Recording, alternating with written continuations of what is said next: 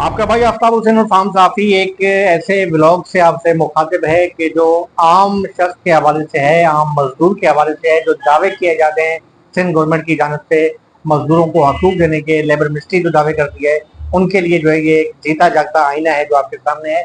ये शहजाद साहब हैं। बल्दिया का जो वाक़या हुआ था 12 साल होने को है और 12 साल के बाद बड़े बड़े दावे किए गए थे कि जी हमने बड़ी इमदाद दे दी है और हुकूमती वो जो है इमदाद भी मिल गई, लेकिन ये इस वक्त जो है वो नेबुलाइजर मशीन इस्तेमाल कर रहे हैं। जख्मी हैं। इन्होंने अपना जब गिरे थे उस बिल्डिंग से, जब वो वाकया हुआ था, आग लगी थी उस बिल्डिंग में बल्दिया टाउन में, तो इनके कूल्हे की हड्डी टूट गई थी, घुटने की हड्डी टूट गई थी। इन्होंने जो है वो इलाज करवाया, 12 लाख रुपए खर्चा आया और 12 लाख इन्होंने अपना घर का जो अपना जो मकान है वो बेच के अदा किया। हुकूमत की जाने से सिर्फ 1 लाख रुपए दिया गया और जो दावे किए गए थे कि जर्मनी की कंपनी ने बड़ी इमदाद की है वो इन्हीं की जबानी सुनते हैं। ये इनसे बातचीत करेंगे। शहजाद साहब, हुकूमत ने तो बड़े दावे किए थे कि जी जो वाकया हुआ था बल्दिया टाउन का, 12 साल इसे हो चुके हैं कि जी हमने बड़ी जो है लोगों की इमदाद दी है। कितनी इमदाद मिली है आपको?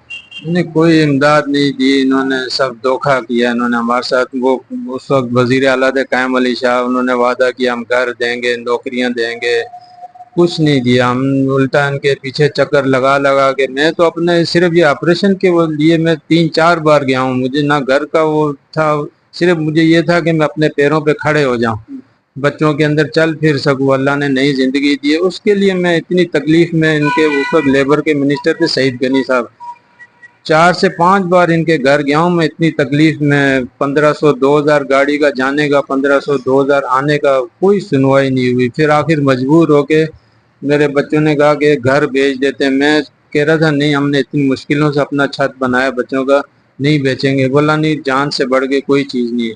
फिर यकीन करो घर भेज दिया। घर सईद गनी साहब, आप तो एक मजदूर रहनुमा के बेटे हैं। आपके वालिद साहब तो शहीद हुए थे, उस्मान शहीद, उनकी बड़ी खिदमत थी और आप एक मजदूर फैमिली के हैं। ये भी मजदूर है, ये आपसे सवाल कर रहा है, इस सवाल का जवाब दें। और आप तो लेबर मिनिस्टर भी रहे हैं, और कहाँ मतलब कहाँ गई वो इमदाद जो हुकूमत की जान से बड़े बड़े दावे किए जाते थे? मैं नासिर हुसैन निशात साहब से भी कहता हूँ, मैं शदीद नाम अहमद से भी कहता हूँ, पीपल्स पार्टी की पूरी क्यादत से कहता हूँ, इसके साथ साथ इस फैक्ट्री के जो मालिकान थे उनसे भी कहता हूँ, इसके साथ में एमक्यूएम की भी कहता हूँ कि एमक्यूएम पर भी जो है एक जो इल्जाम आयद किया गया था।